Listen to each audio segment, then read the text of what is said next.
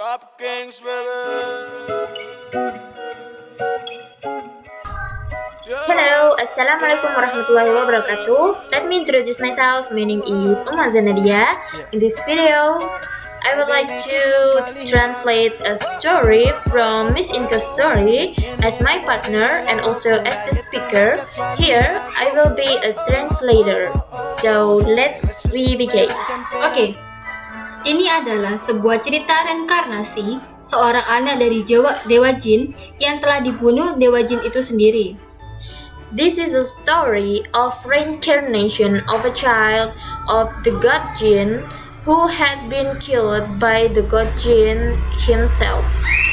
Sebut saja Ade, Just say Ade, anak berusia 10 tahun yang mempunyai keahlian mengendalikan mimpi.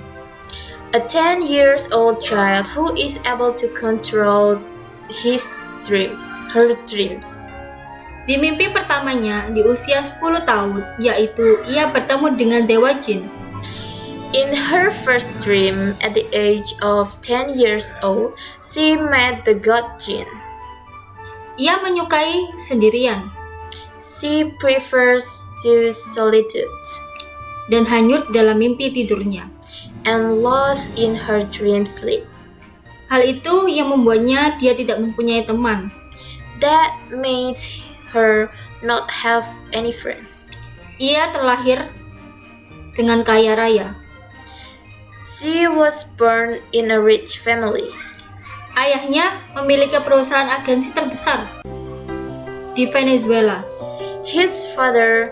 Her father owns the biggest artist agency company in Venezuela, Dan ibunya adalah seorang desainer terkenal. and her mother is a very famous designer. Saat ia berusia 13 tahun, ia mengalami mimpi yang sama, yaitu bertemu dengan Dewa Jin. When she was 13 years old, she had the same dream of meeting the God Jin. Setelah kejadian itu, ia mulai bermimpi bahwa ia terlepas dari tubuhnya yang sedang tidur. After that incident, she began to dream that she was spirited from her sleeping body. Ia merasa heran dan segera kembali ke tubuhnya. She was surprised and immediately returned to her body. Seketika itu, ia terbangun dari tidurnya. Instantly, she wake up from her sleep. Jam menunjukkan pukul 11 malam. The clock showed 11 at night. Ia pun beranjak kembali tidur. She went back to sleep. Di dalam mimpinya, ia melihat lagi tubuhnya yang tertampar tidur, namun ada suara ketukan pintu yang membuatnya harus melihat siapakah yang datang malam ini. In her dreams, she saw her sleeping body again, but there was a knock on the door that made her have to see who was coming in the middle of the night. Seorang pria yang sangat tampan sedang berdiri di depan pintu rumahnya. A very handsome man is standing at her door.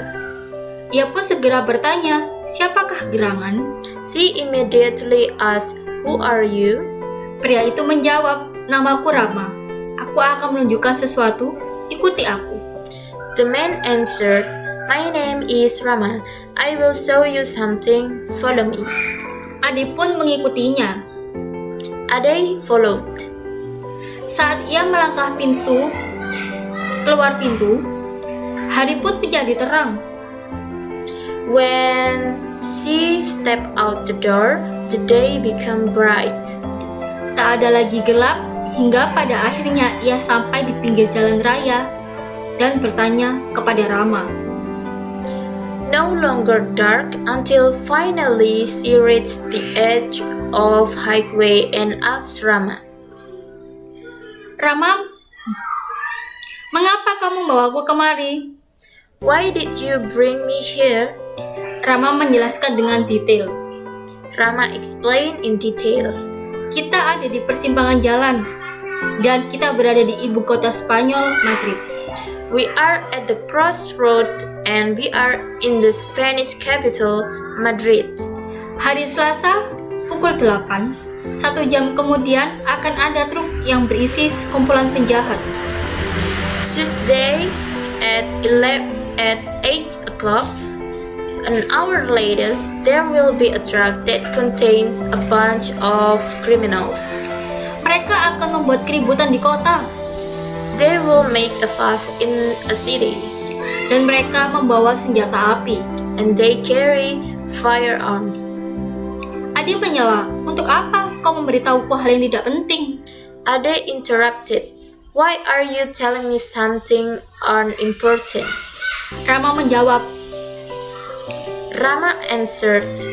Bukan, tapi saat terjadi keributan, orang tuamu akan lewat dan mereka akan terkena tembak dari salah satu penjahat itu. No, but when there is a commotion, your parents will pass and they will be shot by the ones of the criminals. Ade mentertawakannya. Ade laughed at him. Untuk apa orang tuaku kemari? Mereka sangat sibuk. For what my parents come here and because they were busy. Dan mereka juga tidak akan terbunuh oleh siapapun. And they also would not be killed by anyone because Rama menyela. Rama interrupted. Segeralah kau kembali ke rumahmu. Aku akan mengantarmu. Hurry and return to your house. I will drop you off. Ade menolak dan mengusir Rama. Ade refused and expelled Rama. Rama pun menghilang. Rama was disappeared. Dan Ade tersadar bahwa ia masih ada di dalam mimpinya. And Ade realized that she still in a dreamland. Ia tidak bisa tersadar jika ia tidak kembali pada tubuhnya. She cannot wake up if she does not return to her body. Seketika itu, instantly, Ade teringat bahwa 1 jam kemudian orang tuanya akan lewat jalan itu. Ade remembered that an hour later, her parents would pass that way. Ia pun segera menuju ke bandara. She immediately headed to the airport. Karena ia berpikir bahwa orang tuanya sudah tiba di sana. Because she thought that her parents had arrived there. Ia menuju ke sana untuk menghalangi orang tuanya untuk menuju ke jalan itu. She headed there to prevent her parents from going to that road. Pada akhirnya, ia menemukan orang tuanya bersama dengan tubuhnya yang sedang tidur. In the end, she found her parents along with her sleeping body. Ia melihat orang tuanya sedang panik. She saw her parents who were panicked. Namun ia harus kembali pada tubuhnya untuk menyelamatkan orang tuanya. But she must immediately return to her body to save her parents. Ia berhasil tersadar dari tidurnya. She managed to wake up from her sleep. Dan lekas berbicara pada orang tuanya. And quickly spoke to her parents. Orang tuanya tersontak kaget saat ia tersadar. Her parents were shocked when she woke up. Is that enough, Miss Inka? Enough. Well, this is the last of the story of Miss Inka's story. I think this is enough for me to be a translator and Miss Inka as a speaker.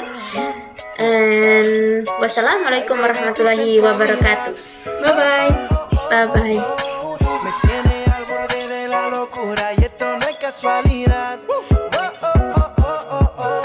Te beso sube la temperatura y baby tu sensualidad.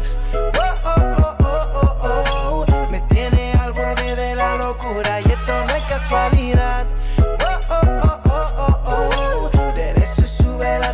natural.